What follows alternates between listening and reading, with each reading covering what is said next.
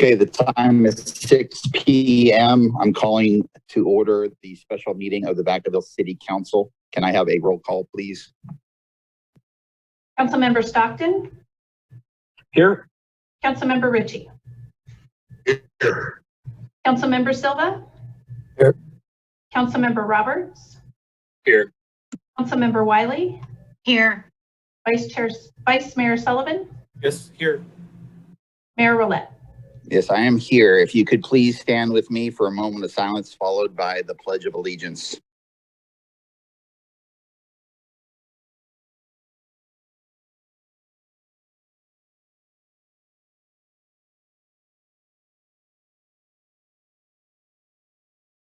I pledge allegiance to the flag of the United States of America and to the republic for which it stands, one nation, under God, indivisible, with liberty and justice for all. We will move to item 3, that's public comment. Due to the special nature of this agenda, it's limited to only the business on this agenda, and this will be the only time for public comment. Do we have anybody from the public that wants to speak?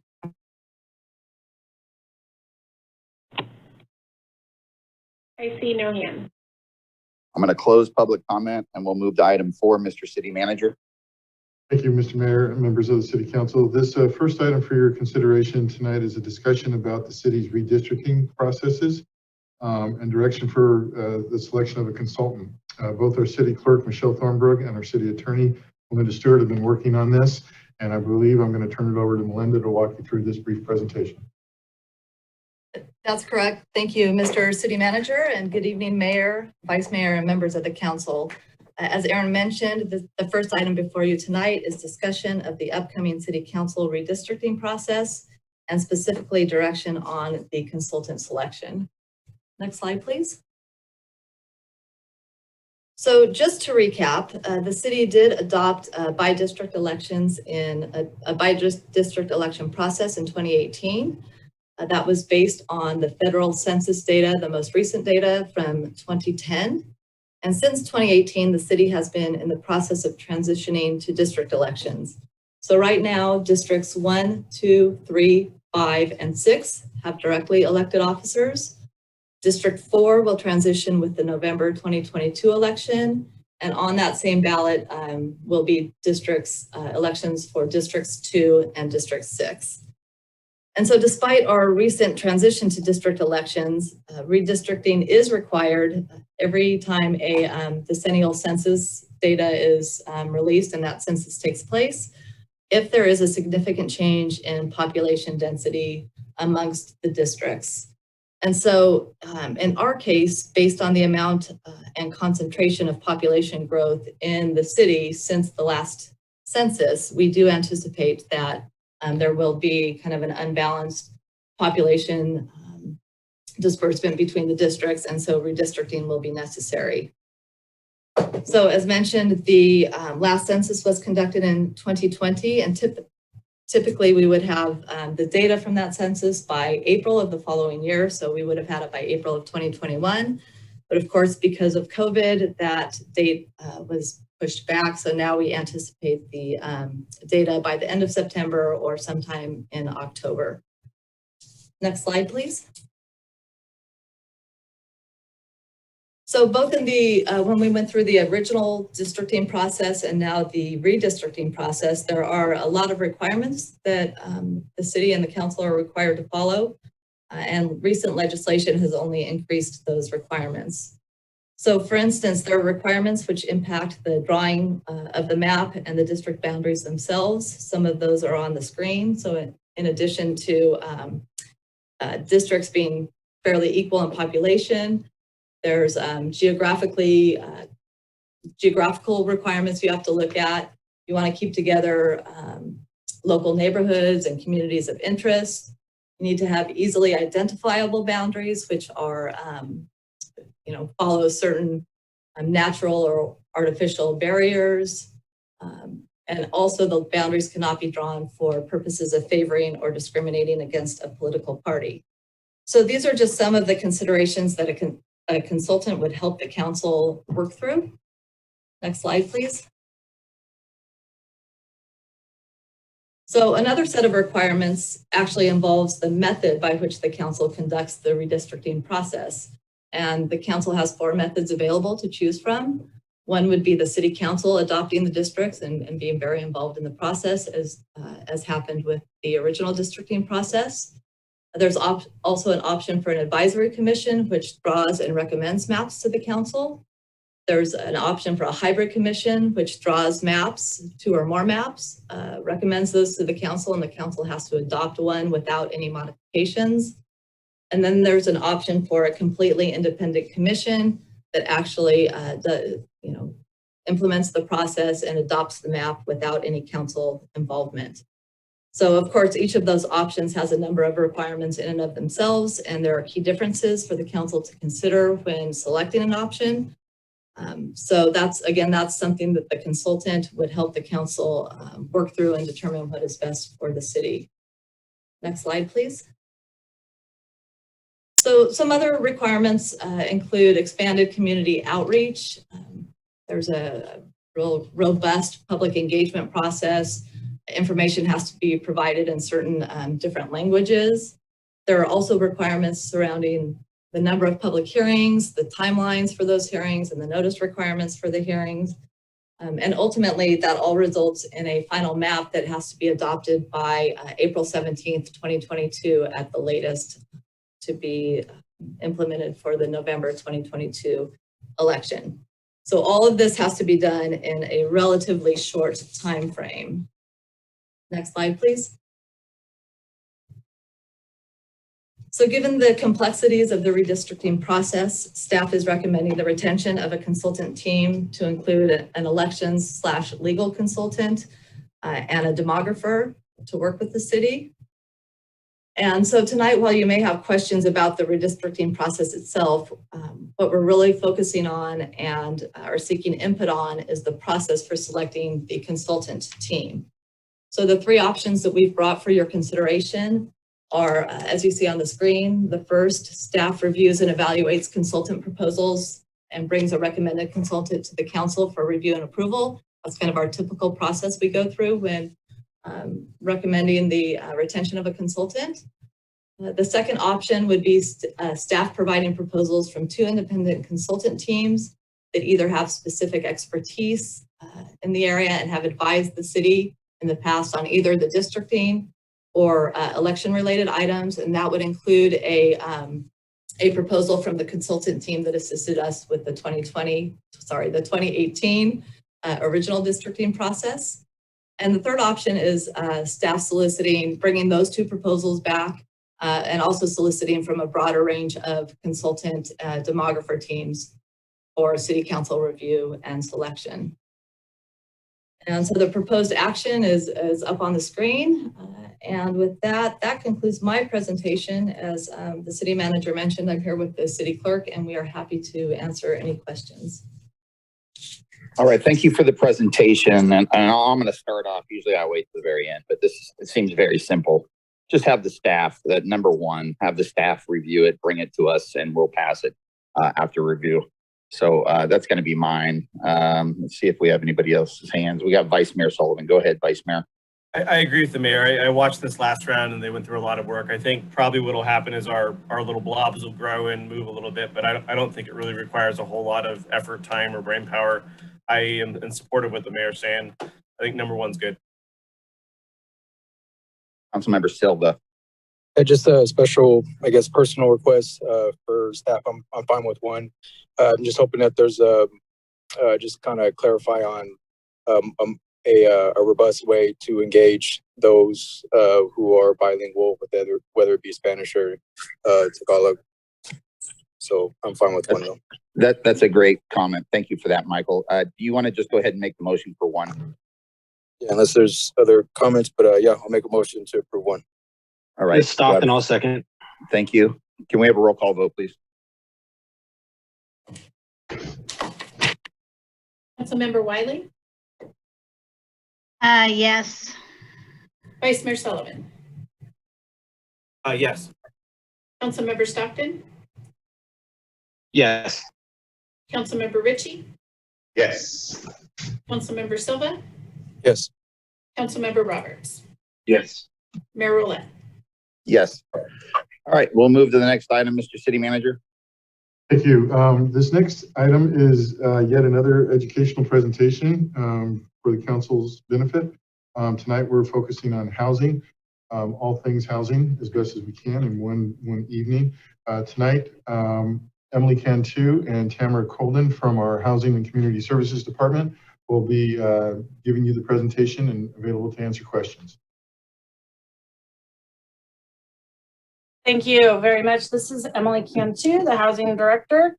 And as Erin stated, I'm here with Tamara Colden, our Housing Administrator, and her and I will both be presenting to you this evening. So good evening, and next slide, please, Crystal. So this evening's presentation is going to provide a broad overview that hits on key topics, leading to a discussion of what's next, the comprehensive housing strategy that we're working on to implement the City Council's strategic plan, goal number 3, protect Vacaville's quality of life, initiative 3A, promote housing for all. For this evening, we'll be talking about why housing development is important, housing types in Vacaville, what guides the city's actions on housing development, efforts towards housing development, the housing development process, factors in the cost of housing, what the city can and cannot do to affect the cost of housing, and again, what's next. Looking forward to the comprehensive housing strategy. Next slide. And next slide, why housing development is important. Housing development is important to the city of Vacaville because the availability of a wide variety of housing types is central to an overall economic development strategy for a city. There is a need to have available housing types that meet the needs of a variety of income levels in order to accommodate our existing residents and workforce, as well as to attract new businesses that will bring additional job opportunities to the community. When there's a lack in the availability of a variety of housing types, lower wage workers may not be able to find housing they can afford. These could be examples: restaurant workers, childcare providers, nursing aides, manufacturing and logistics staff, or even our seniors or other persons who are living on fixed income. Young professionals, recent college grads, young families may not be able to find the desired and needed housing type. These could be our teachers, our small business owners, for example, and those in management level professional positions. Next slide. We do need a variety of housing types to meet the needs of higher paying occupations. Larger businesses, think Amazon or Genentech, look at the availability and affordability of housing for all levels of employees, from entry-level positions to executive office positions such as presidents and CEOs. This can look like rental apartments or single-family homes to executive estate housing. That could include a large home with some property. When housing is not available, workers can be forced to look for housing further away from where they work. This leads to longer commutes and more traffic congestion for everyone, and money earned is likely to be spent outside of Vacaville. This can also make it harder for our local businesses to find and keep their employees. Next slide, please. There are a lot of many benefits to the community through housing development. There are indirect benefits, and that includes the work of planners, attorneys, engineers, architects, designers, those who review financial and create financial models, for example, so the things you don't see.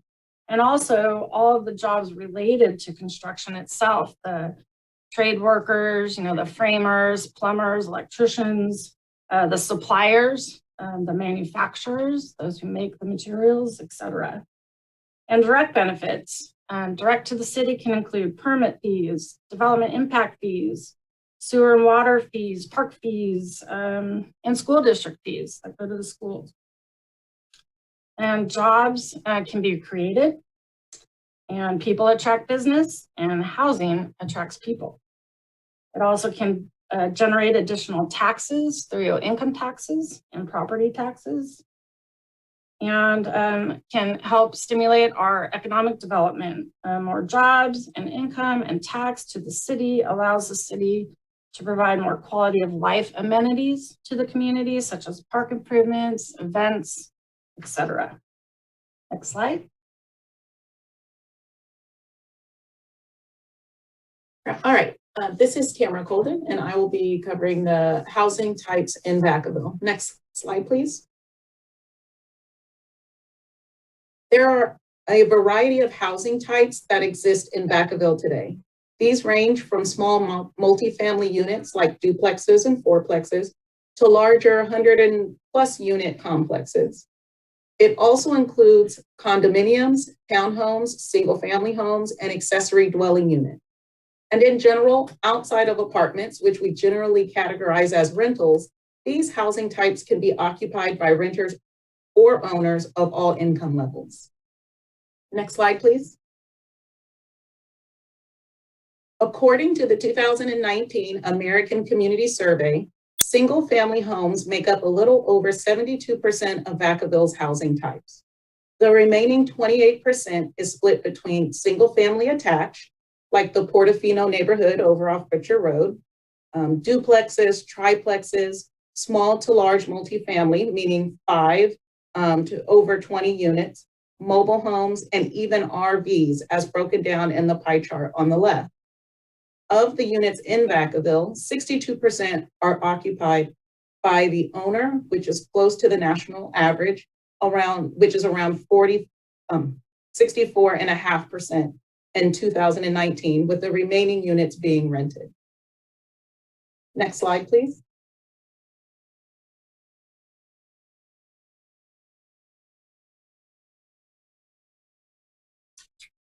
You may have heard the term missing middle related to the need for particular housing types.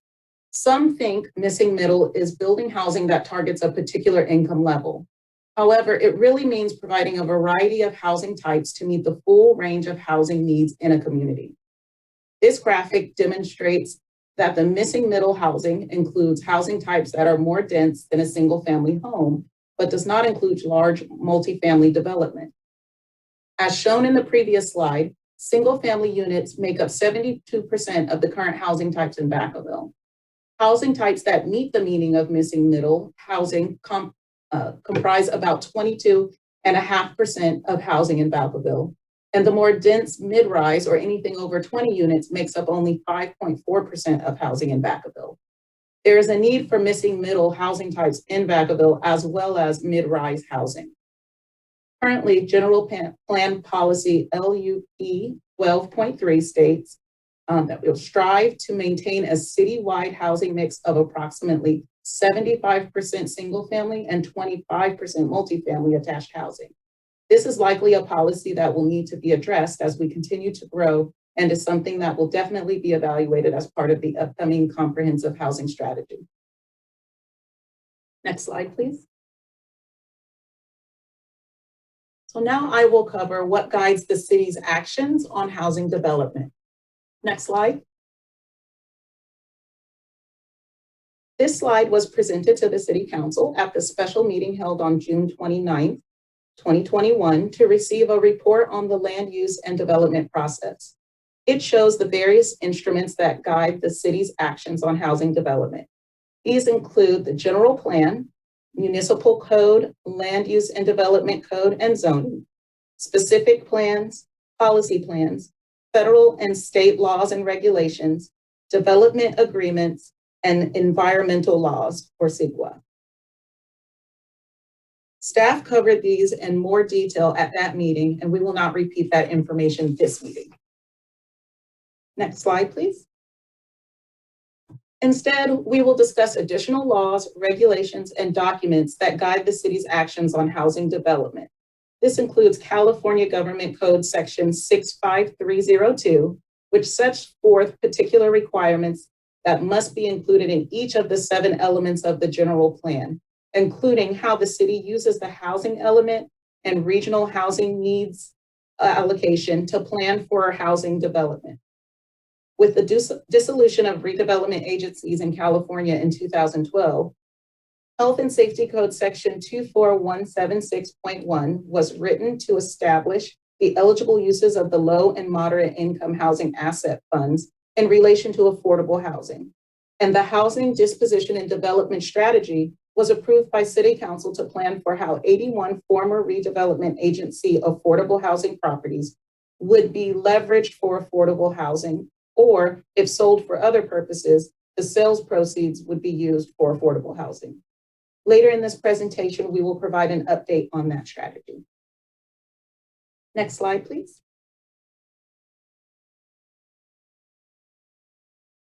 As stated before, Government Code Section 65302 requires the housing element to be an element of the general plan. This has been a requirement since 1969. The housing element must describe land use and zoning designations that contribute to the attainment of state housing goals regarding affordable, transitional, and supportive housing.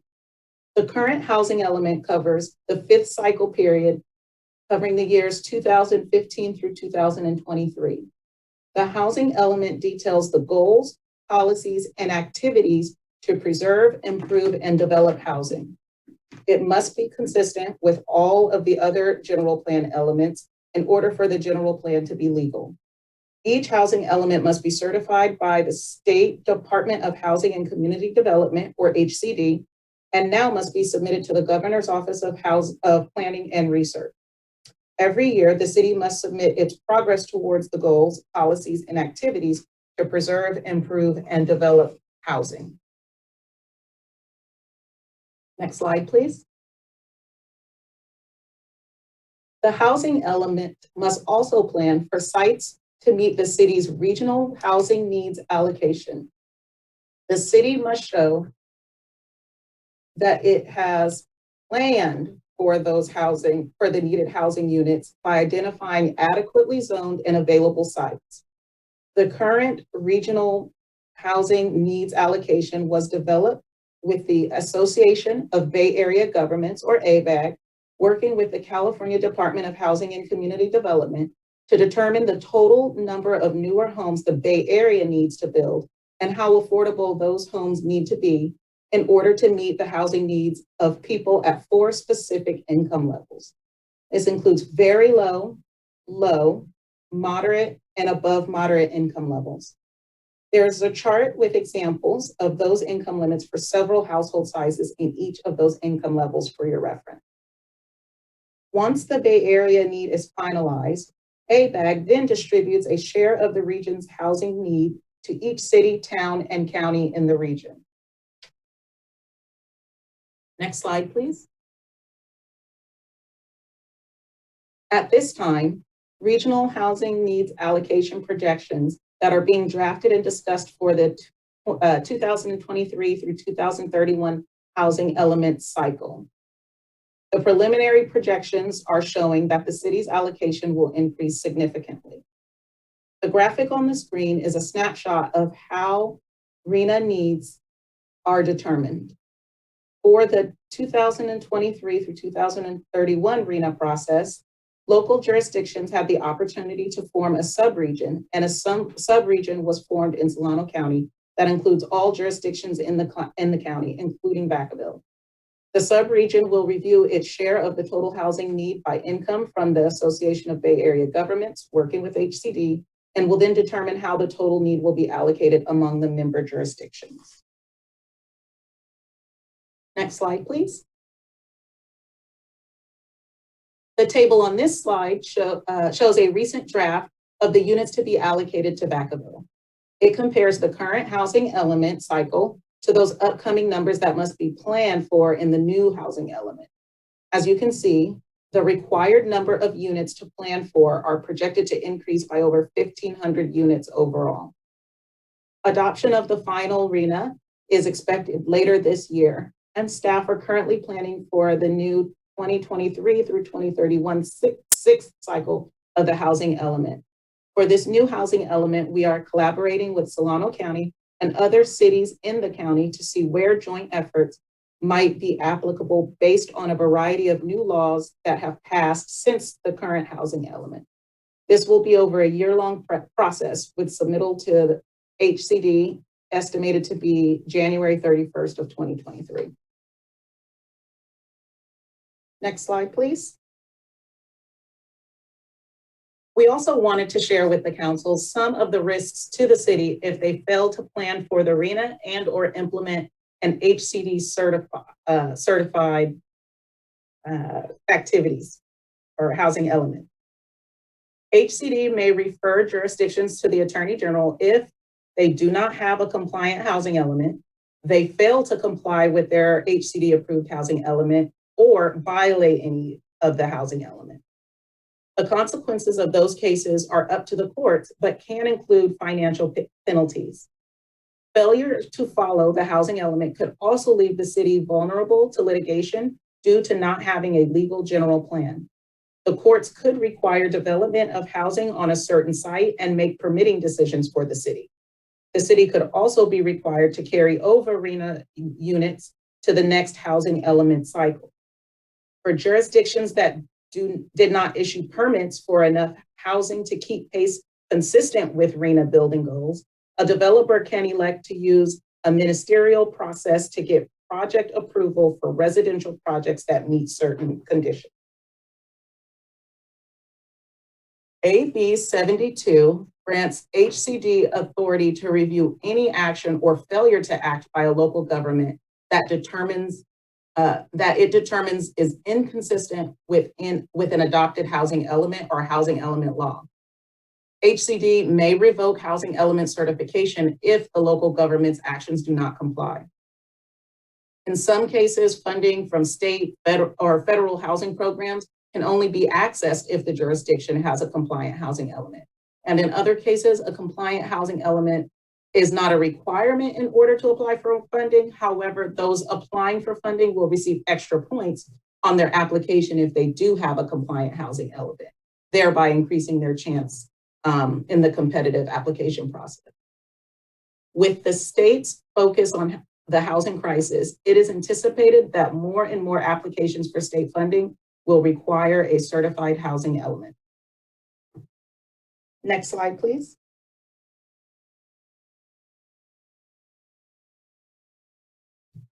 The city elected to retain the housing assets and affordable housing functions of the former redevelopment agency in 2012. By doing so, the city is responsible for complying with reporting requirements of affordable housing activities in effect through Senate Bill 341, passed in October 2013, adding Health and Safety Code Section 34176.1. This was amended 2 times in 2014 and again in 2015. The report is a required addendum to the housing element and must be submitted annually with the housing element progress report.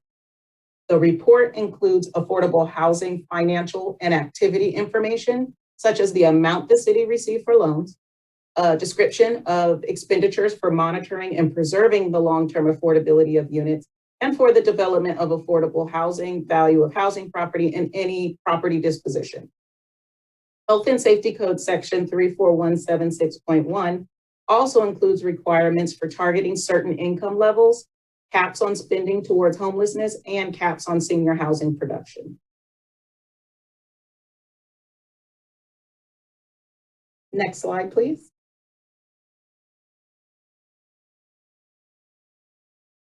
As mentioned, when redevelopment was eliminated in California, the city chose to become the housing successor, allowing the city to retain ownership of 81 affordable housing properties. In 2013, the City Council approved a housing disposition and development strategy. The strategy was reviewed or amended by the City Council in 2016, 2017, and in 2019.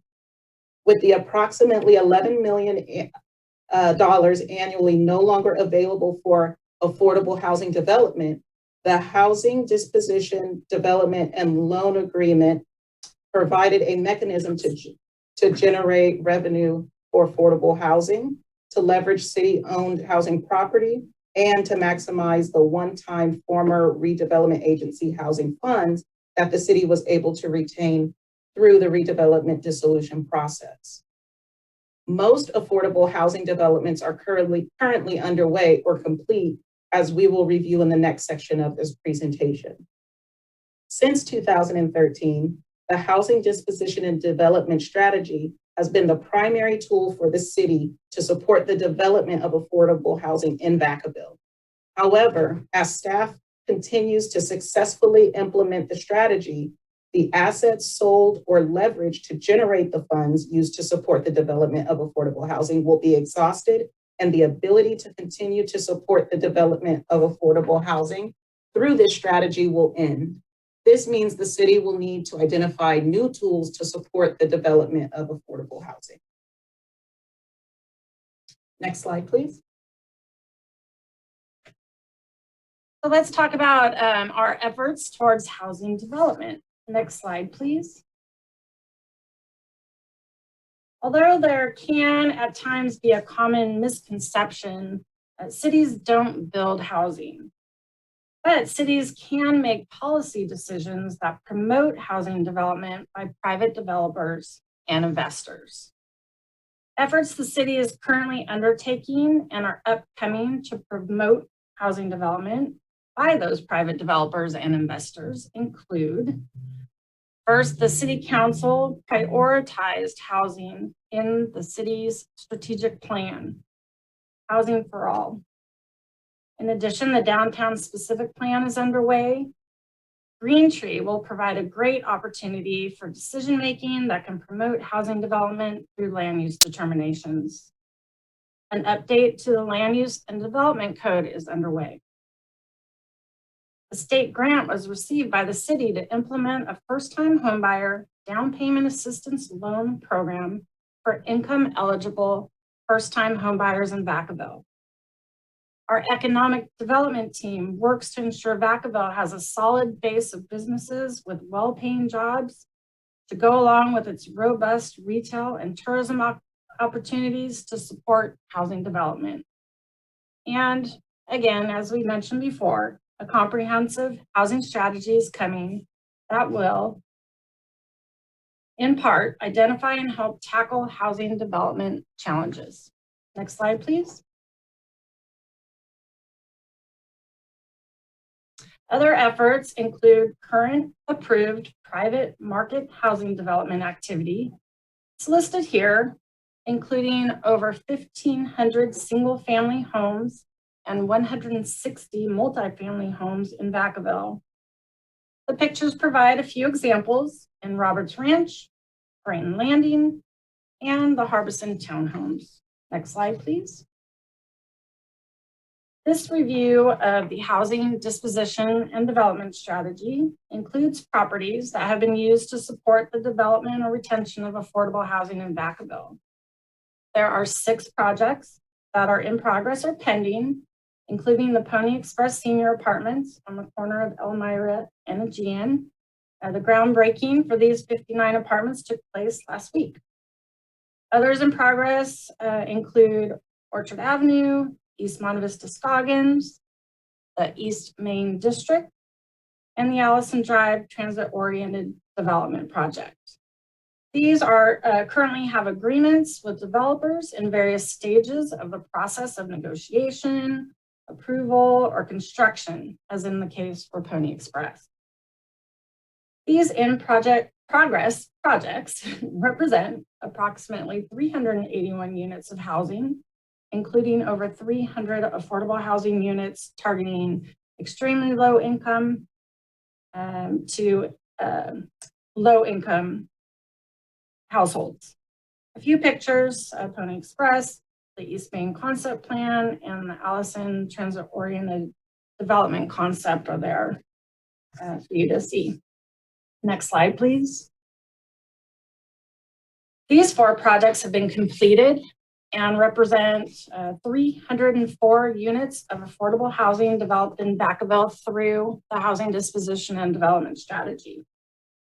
A single family home on Hazel Street was sold to a low income first time home buyer. Callan Bennett Hill Affordable Housing Project, Rocky Hill Veterans, and the Lincoln Corner land, which the city has a long-term lease with the development to continue it as affordable housing.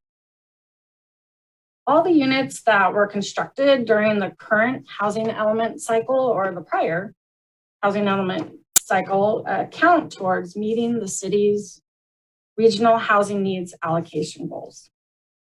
Next slide, please. Here's a quick map of the housing developments under the housing disposition and development strategy that was reviewed on the previous couple slides. You can see the location of Pony Express, the Orchard Avenue, East Monte Vista Scoggins, East Main District, Allison Drive, Vanden, which is on hold or pending, the Hazel, Callan Bennett Hill, Rocky Hill, and the Lincoln Corner land. Next slide, please. This table represents the city's progress towards the units allocated to it in the 2015-2023 housing element cycle. There are still units needed to be developed within this cycle. If successful, in progress, and pending units would add to the progress made to date. Next slide, please. All right. So I will cover the housing development process next. Next slide, please. If we think of the housing development process as a puzzle, these 5 pieces represent the major components that need to fit together to get a project from conception to completion. Each individual piece relies on the others to complete that picture. These components include identifying a location, determining the housing type that will be built, determining the financing needed to construct the project and sources of that financing, completing the entitlement process, and actually constructing the project. Next slide, please. Choosing the location is the first step in the development process. What can make one location more desirable than another can include factors such as access to utilities, sewer, and water, the ability to accommodate preferred building type and number of units, proximity to an established residential area, location that is not environmentally sensitive, convenience of public transportation, proximity to employers, and proximity to services such as shopping and schools. Next slide, please. Once a location is identified, the next step is determining the housing type that is feasible to be developed. Will single-family, townhomes, or apartments work on the site? There are several considerations a developer will take into account when making this determination. This includes who is to be served by the housing, quantity of housing, unit sizes, so the number of bedrooms, physical capacity of the site, market conditions, availability of financing and interest rates, and character of the neighborhood and surrounding. Even if a developer has a housing type in mind, it may be revisited or modified as they move through the pre-development process, such as zoning, wetlands, stormwater, and wastewater review. Developing conceptual site designs and working with an engineer, conducting a financial feasibility analysis to see if the proposed project will yield an appropriate return or investment or profit are just some of the things considered during the pre-development process. Others include a preliminary evaluation of the site, review of local and state regulations, preliminary engineering and conceptual site designs, and preliminary financial feasibility and analysis, including return on investment, as mentioned before. Along the way, developers will often check with the planning department staff to ensure that the proposal is likely to receive staff's favorable recommendation if any plan amendment or rezoning is needed, to confirm the permits or any other discretionary land use approvals and applications that will be necessary. Next slide, please. This slide is developers will conduct a feasibility analysis, and this slide is an example pro forma that a developer would use to determine the feasibility of a project. In this example project, a profit of 20% would be highly desirable, and the developer would likely put in the upfront funds and time investment to develop this project. But keep in mind, this is just an example. You will note we use the median sales price of $565,000 to develop the 70 single-family units to determine our revenue. Subtracting the cost from this revenue yields the desirable profit. However, if the developer wanted to change the housing type to, say, townhomes or the target sales price, we would change the revenue. For example, if we change that target sale price to $350,000 for those 70 units, and the revenue to $24,500,000, it would be less than the cost to develop the project, and the developer would not move forward with developing that housing type.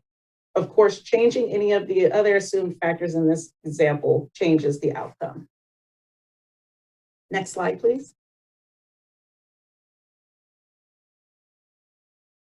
Next, the developer will look at determining the financing for a project. The typical financing of a market rate project is typically obtaining equity and debt, which would cover the entire cost of construction for the project. Equity is the funds brought to the project in the form of a down payment. For larger scale projects, this is usually supplied by a group of investors. Debt can be in the form of a construction loan, bridge loan, or even a line of credit provided to the developer by a financial institution. The financial institution may also place certain loan covenants or clauses in the loan agreement that may require a developer to do or refrain from doing certain things throughout the life of the loan. An example may be requiring the developer to abide by generally accepted accounting principles, or require the developer to obtain approval of the lender before taking a certain action.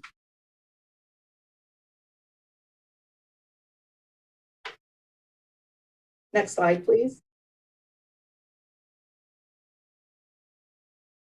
In addition to financing options available to market rate developers, affordable housing developers must find additional sources of funding. Market rate developers can skip this step since financing of their projects is relatively less time consuming and straightforward, and a straightforward process of securing commitments from lenders and investors, with the caveat that there must be enough projected profit, so an example, rents, to repay those lenders or investors. Otherwise, the project will not pencil. For affordable housing project, because rents are so much lower than market rate projects, the ability for projects to pencil out is decreased when considering more traditional sources of financing. So affordable housing developers must rely on funding sources like those listed here, including grants, low-income housing tax credit, housing bonds, subsidy layering, and multiple financing sources. For these sources, there's generally more demand than funds available, and multiple applications over a period of time may need to be submitted to the state in competitive funding rounds. And affordable housing sources of funding can have specific demographic targeting criteria, for example, homeless or disabled or veterans, et cetera, in addition to income targeting criteria. And developers must match criteria or may need to shift demographics, income targeting, financing pro formas, et cetera, to be eligible to apply. This can sometimes result in a developer needing to go back to the step in the housing development process of determining the housing type more often than a market rate developer, and adds to the time it takes for an affordable project to go from conception to completion. Next slide, please. On top of the added steps in determining the financing for the project, An affordable housing developer may work with the city for additional ways to support the project. This may include leveraging city-owned land or funds with below market rate loans, or receiving Section 8 project-based vouchers to receive additional annual subsidy for each unit. These are the strategies currently being utilized through the city's housing disposition and development strategy to dispose of land and provide financing through the low and moderate income housing asset fund. When the city partners with a developer in this way, the city can specify affordability monitoring and or repayment terms. This strategy allows the city to establish requirements that help ensure that the development reflects the goals of the city and extends benefits to both the developer and the city. Any city requirements should be compatible with other financing sources for the development to be successful. Next slide, please. Another piece of the puzzle is the entitlement process. This slide was shared during the Land Use and Development Information session on June 29th and reviewed with the City Council by our Planning Department staff. To summarize, appropriate applications are submitted and processed through city staff to receive approvals by the appropriate approval body.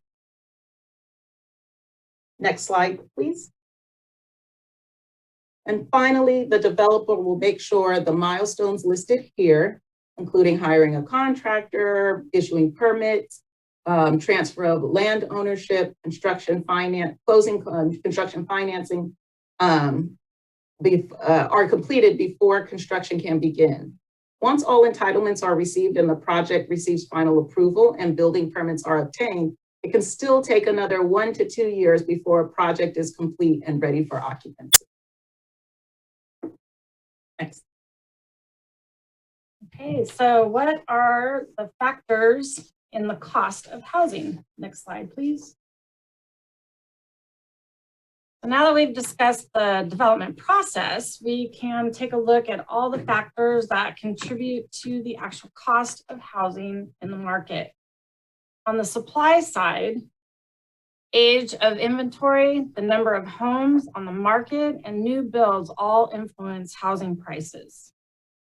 In addition, permitting and development timelines, infrastructure costs, city-specific requirements, land value, construction costs, legal and regulatory requirements, the housing market itself, number and demographics of households, economic and population growth, the availability of mortgages, and interest rates, speculative demand, and development impact fees all influence housing prices. Next slide, please. This slide demonstrates what housing cost factors the city can and cannot control. The city can control city-specific requirements, development impact fees, permitting and development timelines, and infrastructure costs. However, the city cannot control a number of housing cost factors that are surrounding the green circle.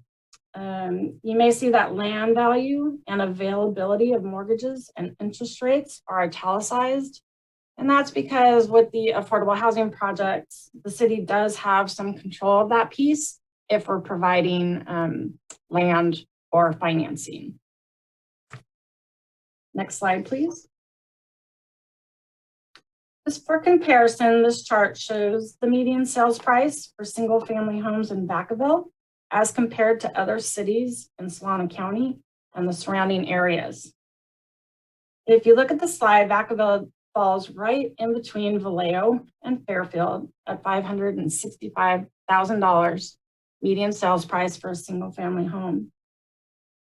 As we would expect, prices are more expensive as we move further west towards the Bay Area, and a little less expensive as we move further east towards Sacramento, with Davis definitely showing as an outlier. Next slide, please. If we look at the median rent prices for a 3-bedroom unit, you will notice generally the same trends as with the single family home prices. with Vacaville being comparable with Fairfield and Vallejo, the Bay Area tending to be more expensive than the Sacramento area. Influencing factors can include supply.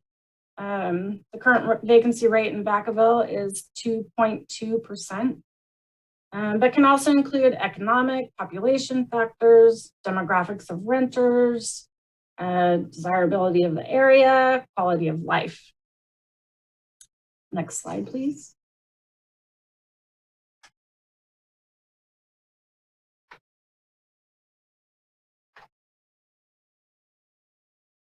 What the city can do to affect the cost of housing. Next slide, please.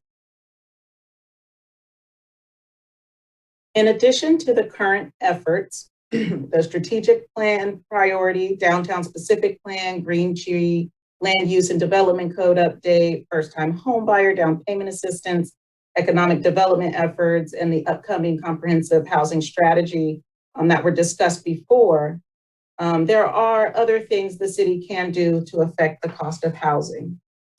The city can also consider additional activities to further the development of much needed housing.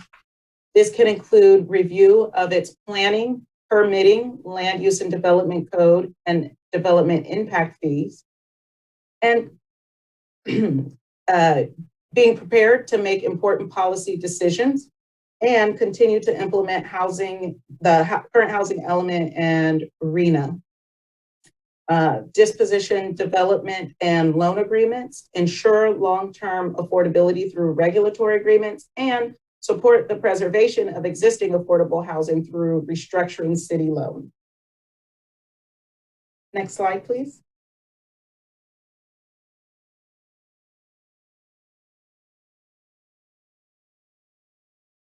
The city can also take steps to affect the cost of housing for individual families by continuing to promote affordable homeownership through city-specific and statewide programs. As mentioned before, the city received funding through the home down payment assistance that will provide down payment assistance to income-eligible households in the form of a deferred loan. The Vacaville Housing Authority also administers a homeownership program for its Housing Choice Voucher participants. There are also down payment assistance programs offered through the California Housing Finance Agency that can be used to purchase a home throughout the state, including here in Vacaville. There are also nonprofits such as Habitat for Humanity and lender-specific programs such as those offered by Travis Credit Union that provide affordable homeownership options or offer low or no down payment loans for first-time home buyers. The city can also continue to promote rental assistance through city-specific and regional programs. The Vacaville Housing Authority provides long-term rental assistance for income-eligible families through its Housing Choice Voucher program. The Vacaville Family Resource Center provides limited rental assistance for eligible families as funding allows, and regional programs supported through the Community Action Partnership of Solano Joint Powers Authority fund rental assistance and homelessness prevention and diversion assistance through partner agencies like Community Action North Bay and Shelter Inc. for income-eligible families throughout the county.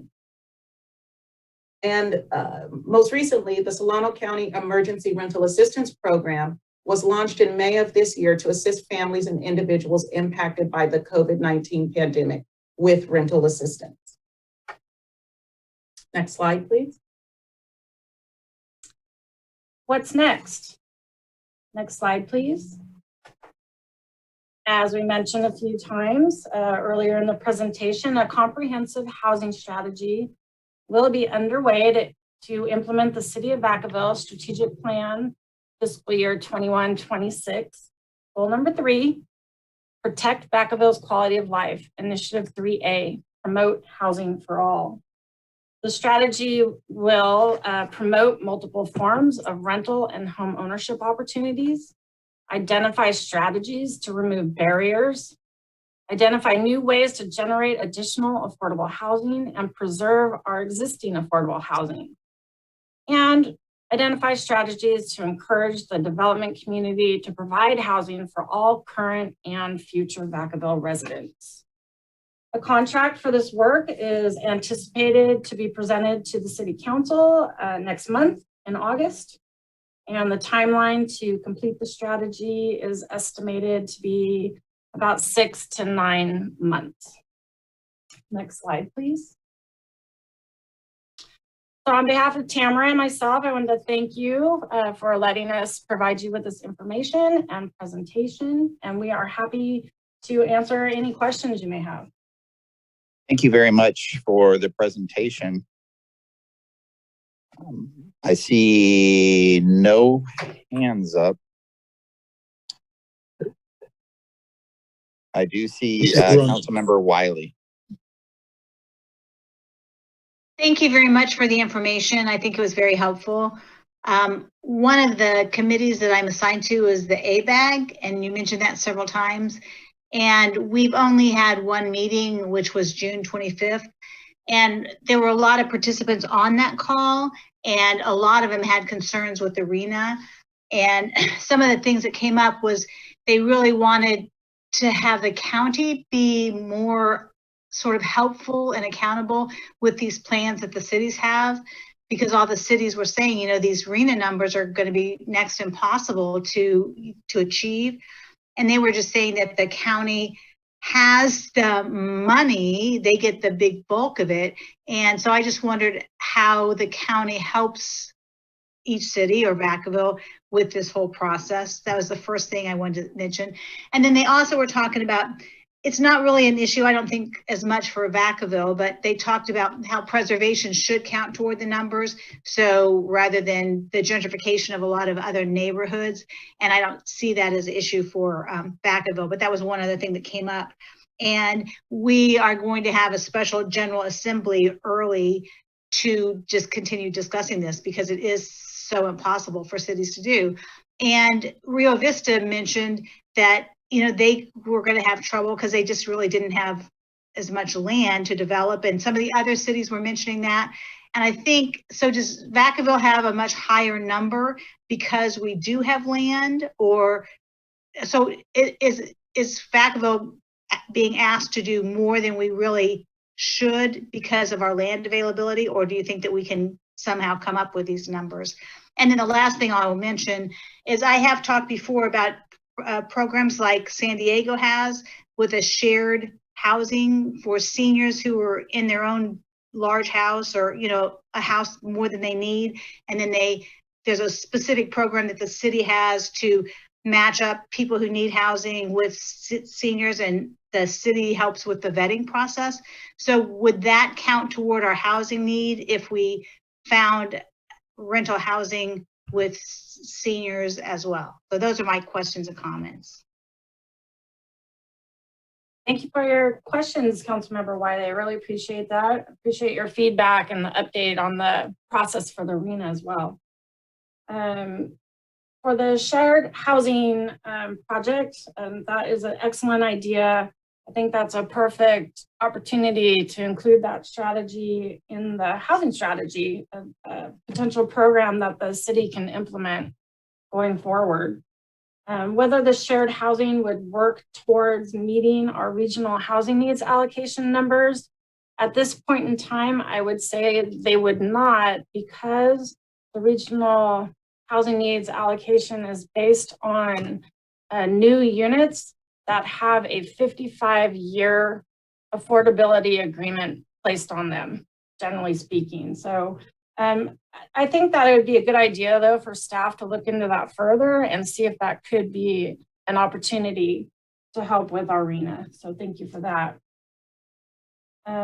You asked how the county is working towards helping with the affordable housing development in Vacaville. I think on any of the developments I've worked on over time, there has not been any direct county contribution, such as cash contribution that I can think of. I think a partnership with the county would be an excellent idea and would be beneficial to all the jurisdictions, given their resources. It would be great if they could commit to that. And I think you asked, will we be able to come up with the numbers for the new regional housing needs allocation? And so I wanted to mention again that the city is required to plan for the regional housing needs allocation numbers. So we need to show that we do have available and suitable lands. And I think tentatively, we believe we can plan for those units. Now, whether or not, you know, the private developers and investors will come in and build those units, that's where we need to work hard on our housing strategy to implement some things that will help assist with the building piece. But the planning, I think tentatively, yes, we can plan for the units that are allocated to the city. Councilmember Silva. Thank you much. Yes, thank you, Mayor. Great presentation. Just a quick question. Is there a way, or are there any efforts out there to be able to convert a lot of these apartments that are been designed to be rented to, at some point down the line, convert those to be something that can be ownable?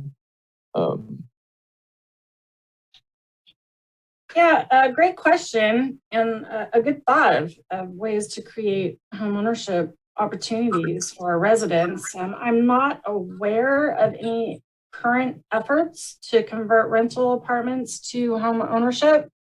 But again, that is a great idea to look at and see if that would be something that we can implement or work with private developers if they're interested to go through that process. So thank you. Yeah, we will definitely look into that. Thank you. And so our last question is there more information on the first home? Is there already a process in place for the first time home buyer down payment assistance that we can direct folks to? There is not at this very moment. So we are waiting for our contract with the state, and then we will do a good, robust community outreach process to make sure the information gets out. We can do a direct, information, make sure the council has that information as well so that you can share it as you see fit. So. Okay. And last question for sure. Is there any way to reserve housing or develop housing for certain professions? Anything that's tied into essentially public service.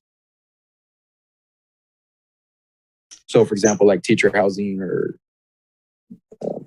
other. Yeah, I have seen certain programs that come through the state that have targeted teachers, for example.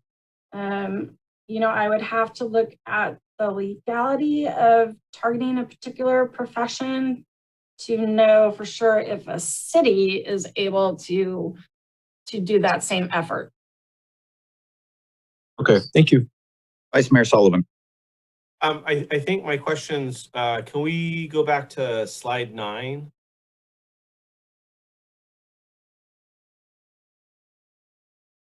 And I think my questions sort of dovetail into the presentation we had last week. And so we talked a lot about planning and the general plan and how essentially the general plan was created a few years back and it's supposed to run for another decade or so. And there was some sentiment from the council about sort of reestablishing a new direction for Vacaville, or reestablishing kind of a new focus for our future. And I think this slide sort of depicts, a lot of the outcome of what I was talking about in the last discussion. So if you look there, roughly 75 or 72% of Vacaville is single family detached housing, which in many cases is just not affordable. It's in California right now, the cost of building is astronomical, and single family detached is, at least in Vacaville, is not even close to attainable for most Vacaville families. I think the median household income is somewhere around $70,000 to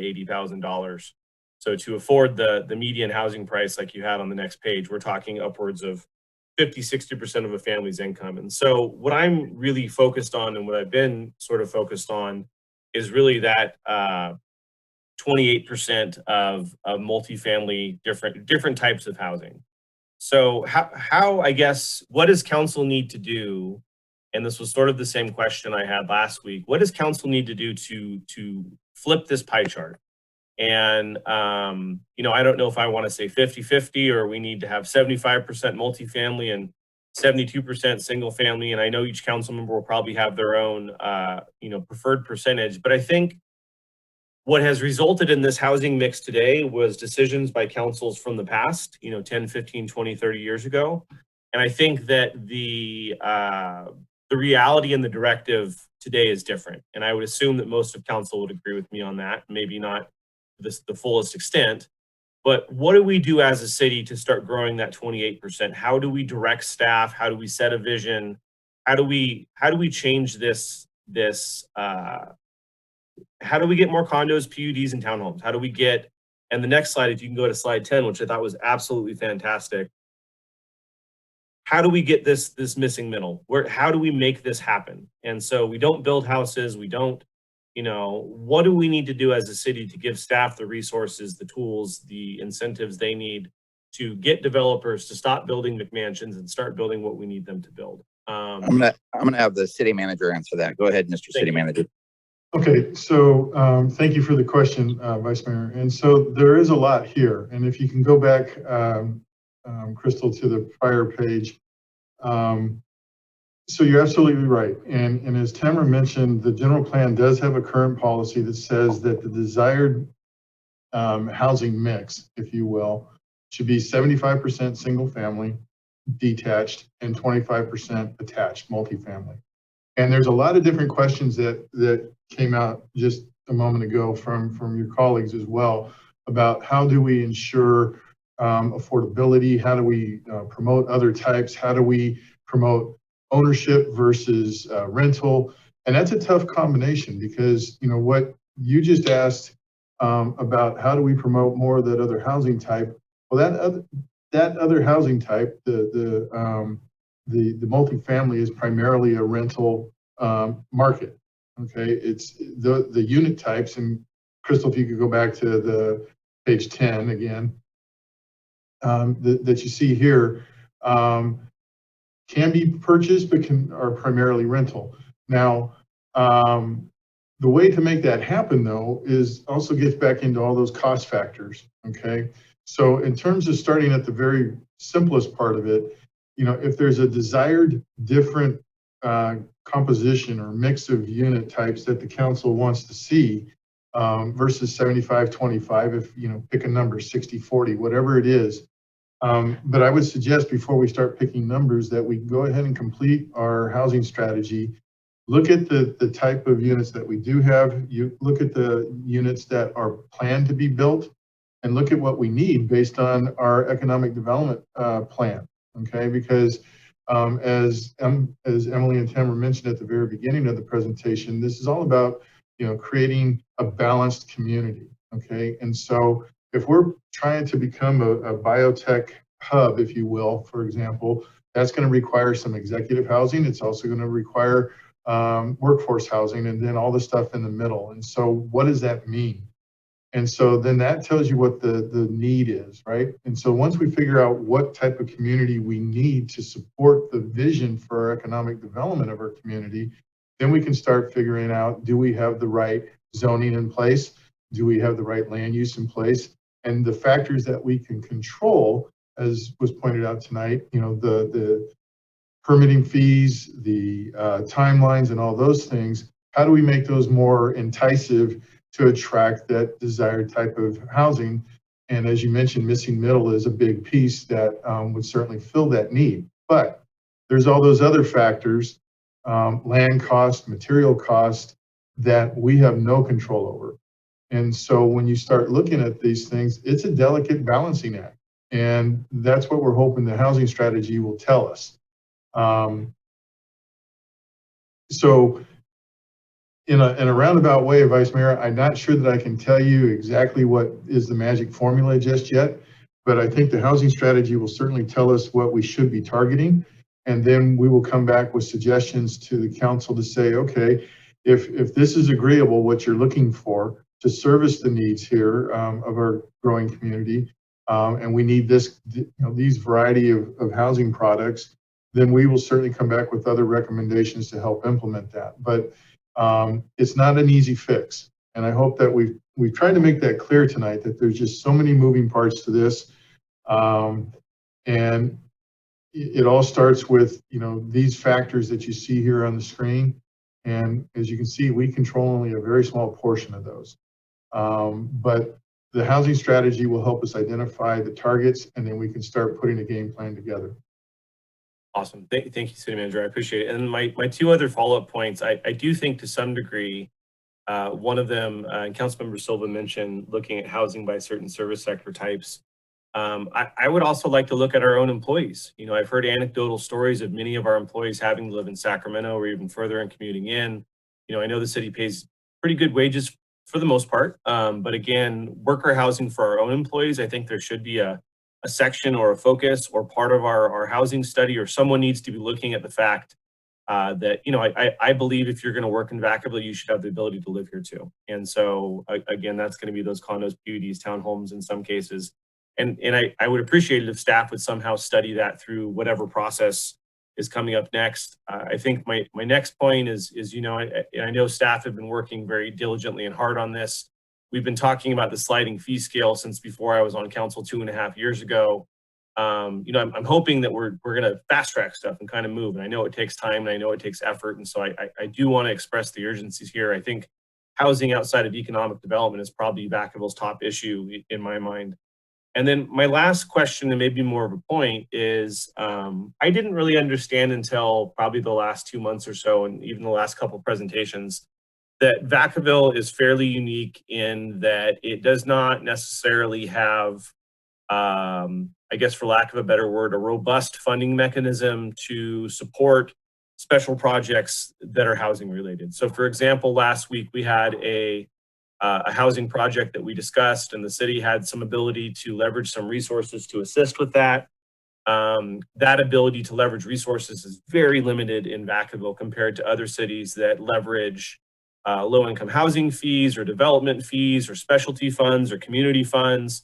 There's hundreds of different tools out there that cities or municipalities use to have some more, I guess, incentives, if you will, to incentivize builders and developers to build projects that we think we need, just like we've done once or twice this year. How do we start that discussion, City Manager? How do we discuss getting Emily and her team some resources to really be able to attract the development we want, to entice the development that we need? How do we start that discussion? Well, it is an excellent question, because tell you what, Crystal, can you go to slide 24, 25? So we do have an interesting methodology for building affordable housing, and technically we're not building it, right? We're partnering it. We're leveraging city-owned land. And if I'm not mistaken, Emily, actually, if you can go to slide 26 real quick, and I apologize for jumping around. So there you go. So, there's been talk about, why are we building housing in consolidated areas, and how do we do something different and everything. So again, there's a lot of moving pieces here, but if I'm not mistaken, as Emily alluded to, these are all former redevelopment properties. Okay, and so part of our disposition plan is that we're leveraging the sale of these properties that we own from our former redevelopment agency. Well, a redevelopment agency has to have boundaries to it. And so that's why you find a lot of city-owned properties in a consolidated location, because it was part of a officially formed redevelopment zone. That's why you don't find it down in some of the outerlying districts, because those are newer areas that did not meet redevelopment definitions. Okay, so that's one challenge right there. How come we can't spread these things out? Well, because they're former redevelopment properties. And we are running out of properties. And then to Councilmember Wiley's point about, the county getting involved and, is there opportunities for help? Well, that's where, Emily and her team go out and try to find those partnerships, because again, we don't build, we have one valuable piece of the puzzle, which is the land in some cases. And so that's where when we do find a partner and partnership opportunities like with STA's 1.9 million, we need to jump on it, honestly. We need to take advantage of those funding opportunities before the funding goes away to some other source, so that we can build that valuable product type that goes to meeting our RENA numbers. Long story short, we need to come up with another strategy because we are going to run out of this resource, city-owned land. And when we do, even if we were successful in building all the properties, I don't think that's going to get us to fully satisfy our RENA numbers for very low income bracket. So that means we need to do something else. And so we will be discussing that as part of the housing strategy, and we do need to come back to the city council to address that going forward, because there's a couple of ways that we can do it. We can do it through new specific plans, or we can, explore the possibility of inclusionary zoning, which, carries a big negative connotation to it to some development communities. And then, of course, there's also an affordable housing fee. But those all take time to put together. So we believe that we need to start working on that. And that's now as part of our housing strategy so that we can bring that back to the council for future consideration. So Right. just to simply restate really quickly, Aaron, what you just said, just kind of easily though, is that the only resource we really have right now to bargain with or barter with is the land that we own. And that limits us to the very dwindling pool of land, and that's really all the tools we have today. Is that correct? For the most part, yes. Okay. And many other cities have different tools, correct? Correct. Okay, thank you. Thank you, Mayor. Yes, sir. I see no other hands, so I'm going to move to item 6, adjournment. Good night, Vacaville.